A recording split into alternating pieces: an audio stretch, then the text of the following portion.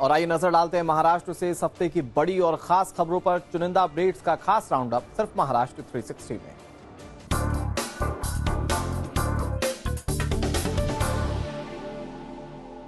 गढ़चिरौली में बदलाव और मजबूत होते इंफ्रास्ट्रक्चर से लेकर स्वास्थ्य, आवास, बैंकिंग और शहरी कनेक्टिविटी से जुड़ी नई पहलों तक आइए देखते हैं महाराष्ट्र के विकास को रफ्तार देने वाली कुछ अहम अपडेट्स। पेश है हमारा खास सेगमेंट महाराष्ट्र 360।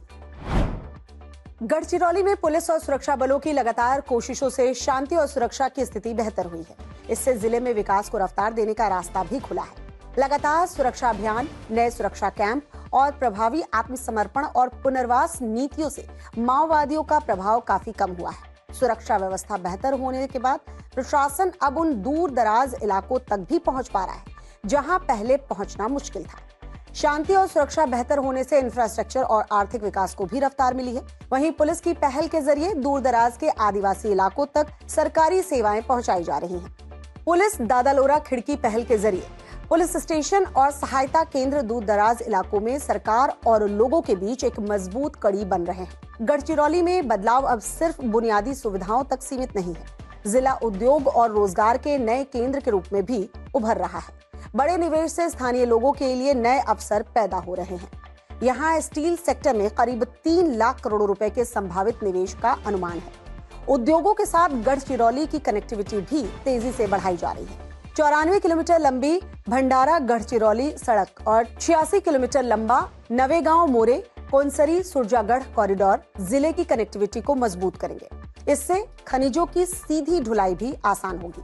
इसके साथ एक्सेस कंट्रोल एक्सप्रेसवे गढ़चिरौली को बड़े आर्थिक क्षेत्रों से जोड़ने में मदद भी करेंगे। सुरक्षा और कनेक्टिविटी बेहतर होने के साथ विकास अब गढ़चिरौली के ग्रामीण और आदिवासी इलाकों तक भी पहुंच रहा है। पानी, स्वास्थ्य, शिक्षा से जुड़ी सुविधाओं को लगातार मजबूत किया जा रहा है।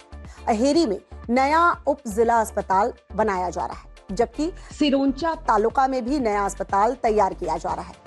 कभी दूरी और माओवादी हिंसा की वजह से चुनौतियों का सामना करने वाला गढ़चिरौली आज सरकारी सेवाओं, इंफ्रास्ट्रक्चर, उद्योग और नए अवसरों की ओर तेजी से आगे बढ़ रहा है। मुख्यमंत्री और पालक मंत्री देवेंद्र फडणवीस की अगुवाई में गढ़चिरौली विकास का नया अध्याय लिख रहा है। कोल्हापुर में स्वास्थ्य और पुलिस इंफ्रास्ट्रक्चर को मजबूत करने की दिशा में बड़ी पहल की गई। डिप्टी सीएम सुनेत्रा पवार की मौजूदगी में मुख्यमंत्री देवेंद्र फडणवीस ने ऐतिहासिक सीपीआर अस्पताल के आधुनिकीकरण कार्यों और पुलिस कर्मियों के लिए नई आवासीय इमारतों का उद्घाटन किया। सीपीआर अस्पताल के आधुनिकीकरण और विस्तार के लिए 600 करोड़ रुपए से ज्यादा की राशि उपलब्ध कराई गई है। वहीं छत्रपति तारारानी पुलिस हाउसिंग कॉम्प्लेक्स में अधिकारियों और पुलिसकर्मियों के लिए 204 नए आवास बनाए गए हैं। अर्बन कोऑपरेटिव बैंकिंग को मजबूत करने की दिशा में बड़ा कदम उठाया गया है। केंद्रीय सहकारिता मंत्री अमित शाह ने national urban cooperative finance and development corporation यानी NUCFDC का मुख्यालय दिल्ली से महाराष्ट्र लाने का ऐलान किया है। इस मौके पर मुख्यमंत्री देवेंद्र फडणवीस और डिप्टी सीएम एकनाथ शिंदे मौजूद रहे। नए संगठन के जरिए अर्बन कोऑपरेटिव बैंक को ज्यादा आधुनिक, सुरक्षित और तकनीक से मजबूत बनाने पर जोर दिया जाएगा। ठाणे की कनेक्टिविटी को और मजबूत करने की तैयारी तेज हो गई है। डिप्टी सीएम एकनाथ शिंदे ने ठाणे, कलवा, मुंब्रा और दीवा को जोड़ने वाले प्रस्तावित मेट्रो कॉरिडोर को प्रारंभिक मंजूरी दे दी है। ये मेट्रो लाइन दीवा के महतार्दी में Mumbai Ahmedabad high speed rail यानी बुलेट ट्रेन कॉरिडोर से जुड़ेगी। साथ ही इसे दूसरे मेट्रो रूट से भी जोड़ा जाएगा।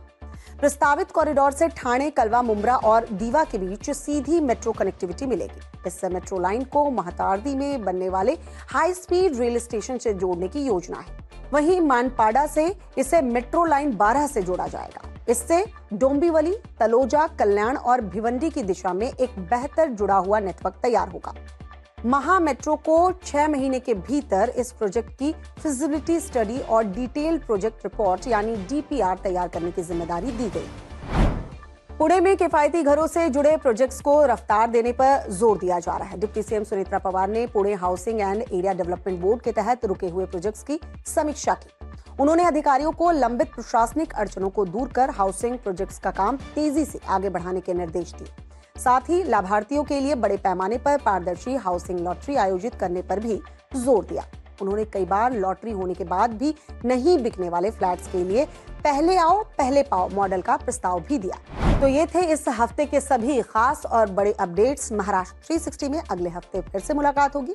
तब तक के लिए अपना ख्याल रखें।